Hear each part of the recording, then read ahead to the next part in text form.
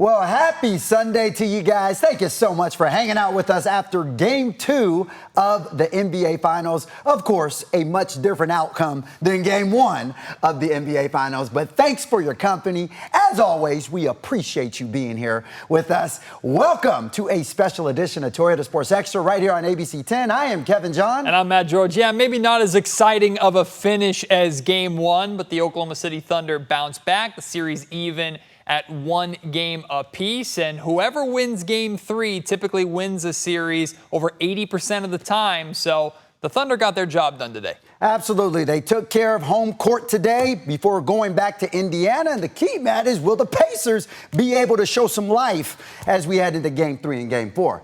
We don't know, but let's get into these highlights to see how Game 2 went down. Let's get you out to Oklahoma City. And I'll tell you this, there is nothing like fans of small market NBA teams. The passion and loyalty is unmatched. Kings fans know what I'm talking about. Tyrese Halliburton and the Pacers hoping to go up 2-0 in this series. Spoiler alert, that did not happen. Hallie was the hero in Game 1 though, but you gotta go through that guy, MVP Shai Gilgeous-Alexander and the top-seeded Thunder. All right, to the game. Best believe that Chet Holmgren heard all the smack that people were talking after his disappointing performance, shall I say disappearing performance in Game 1, and Chet made sure to shut the haters up early on. He came out bowling. He had 11 points in the first half alone. That's almost double the amount of points he had all game in Game 1. The Thunder really started cooking in the second quarter. They came out and punched the Pacers in the mouth. OKC would go on a 19-2 run in the second. And how about that man, Shai Gilgeous-Alexander? He led all scorers with 15 points at the half. Shake and bake Shai, I tell you. OKC led by 18 at intermission. All right, now to the third quarter. And how about that OKC defense? We've all heard about it. If you don't know, now you know. SGA just snatches Tyrese Halliburton's lunch money right there. Look at that again. We call that a 2-11. Halliburton had a team-high 17 points, but never really got going. SGA, on the other end, had a game-high 34 points to go along with 4 steals. Alex Caruso had 20 points off the bench. The Thunder go on to mollywop the Pacers, 123-107. The series now tied at 1 game apiece as it heads back to Indianapolis. So, with that being said, we have some special guests here in the studio. We are delighted to. Now, you probably know who these guys are, but I'm going to introduce them to you anyway. Representing SacTown Sports, we have the one and only Alan Stiles right here. And right next to him, the man with one of the greatest smiles in Sacramento media, Chris Watkins. Bring it out every time, Kev. You're too kind, man. Thank you guys so much for hanging out with us here on this Sunday. First thing, just your reactions to Game 2. Honestly, it just looked like a game that the Thunder knew they had to take care of business. We saw what the Indiana Pacers did in New York, in the Garden, and the Thunder said, we ain't going to let it happen, and they didn't. Yeah, absolutely. I mean, you saw a game where OKC had to win this one, right? You guys mentioned how important that Game 3 is, but they were going to have to even up this series in order to have a chance. I think the Pacers have played a lot better than a lot of people expected, and you see why OKC had the best record in the NBA. They put up a really good performance tonight, and I think they really did quiet a lot of the noise that they were probably hearing in OKC. A lot of people wondering if they were fraudulent after that Game 1. They got a big lead, and then all of a sudden, next thing you knew, the Pacers made a big run and end up stealing it at the end. I think OKC really needed this one tonight. Yeah, I felt the Thunder did a really good job of keeping them at arm's distance the entire night, but we were waiting for the knockout blow, I feel, to come a lot earlier than it did. I felt like OKC could have put this game away in the second quarter, and we knew Indiana was going to keep fighting. But this is now 2 games in a row where I thought the Thunder have done a really good job limiting the star impact from the Pacers. Both Pascal Siakam and Tyrese Halliburton both really struggling in this game here tonight. That's one of those things that I don't know how successful they're going to be able to do that on Indianapolis's home floor when Pascal and Tyrese go home.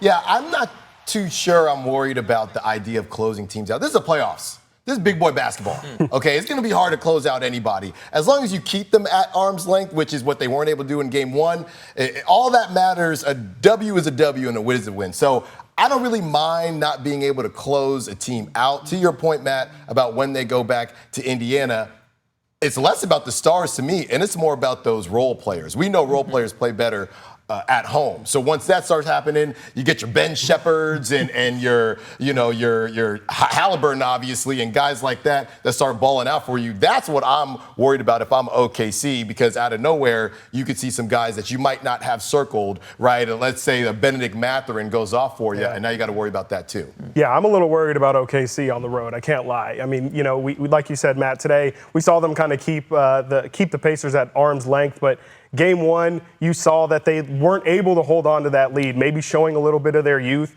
Game 2, you felt like they were able to keep them at arm's length, but Indiana still had some moments where they made some inroads, and I think on the road, OKC might not be able to look as composed, and they didn't really look super composed in these 2 games, but I really think on the road, it's going to get tested if OKC can look like the best team in the league like they've been all year long.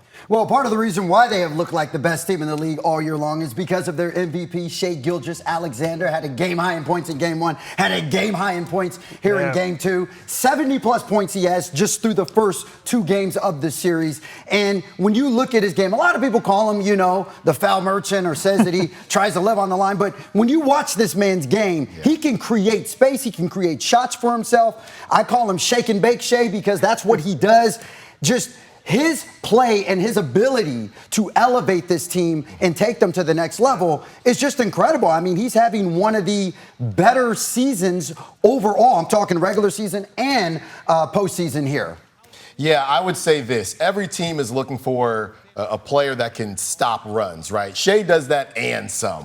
Whenever any team gets kind of rolling, hey, maybe he slows it up and gets a little bumper car action and gets to the line, and we might not like it, but at least he's making sure that he stops the run and slows things down. So you're spot on there, Kev. What he's been able to do all season long, we see these guys come, and it's a flash in the pan. We don't know what they're going to be, but he has shown year in, year out for about 2 to 3 years now who exactly he is. Yeah, absolutely. To start the broadcast, they showed all the accomplishments he's had this year. I mean, All-Star game to obviously MVP, the Western Conference Finals MVP. This season has been all about Shai Gilgeous-Alexander. I mean, he's really, obviously, there is the allegations of foul merchant out there for him, but, he continues to show that he's able to bring it every single night. And I think that's something we were kind of talking about as we were watching the game when it comes to Tyrese, who's struggled a little bit, Halliburton has, to score the ball in these first 2 games.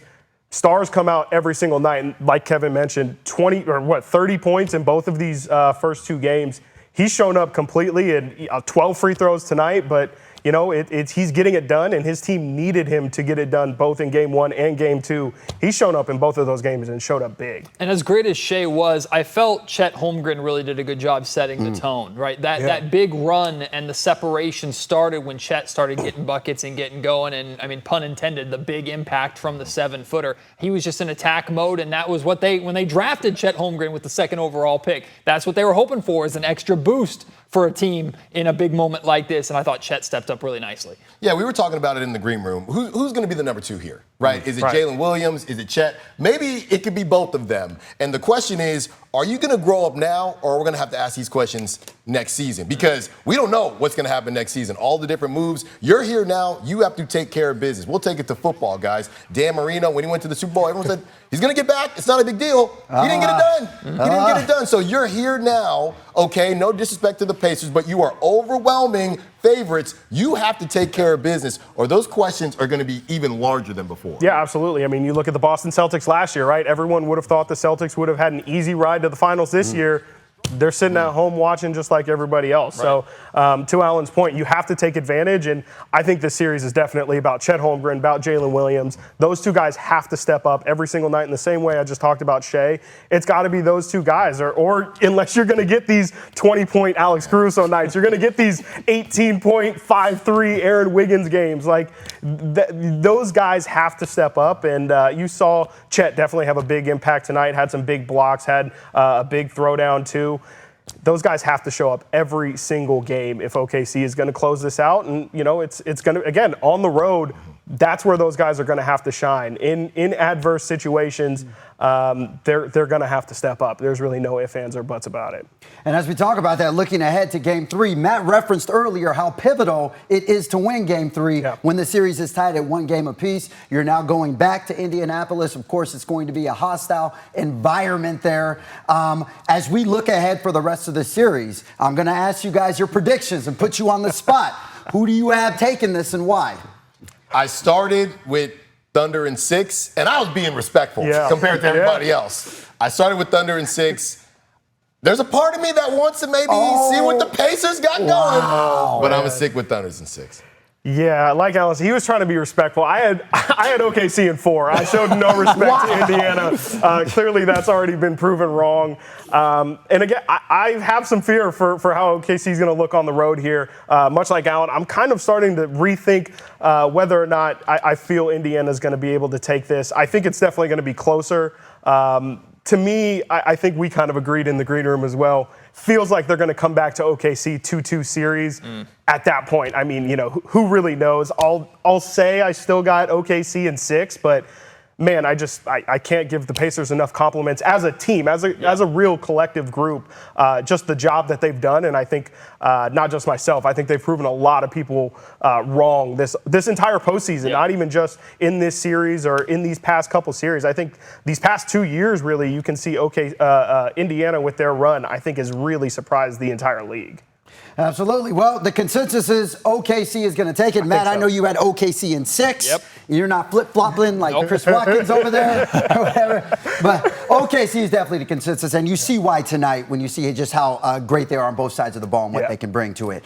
Well, while we do not know how this series is going to end, what we do know is that you can watch the rest of the series right here on ABC 10. In the meantime, Alan Stiles, Chris Watkins from SacTown Sports. Thank you guys so much for joining us. Thanks for having us. Of course. Absolutely. Let's do it again. Yeah. Do it. You guys are welcome back here anytime. I'm going to remember you said that. Absolutely. Write it down. Take a picture. In the meantime, he is Matt George. I am Kevin John. You guys do not go anywhere. Your news and weather is coming up in 30 seconds.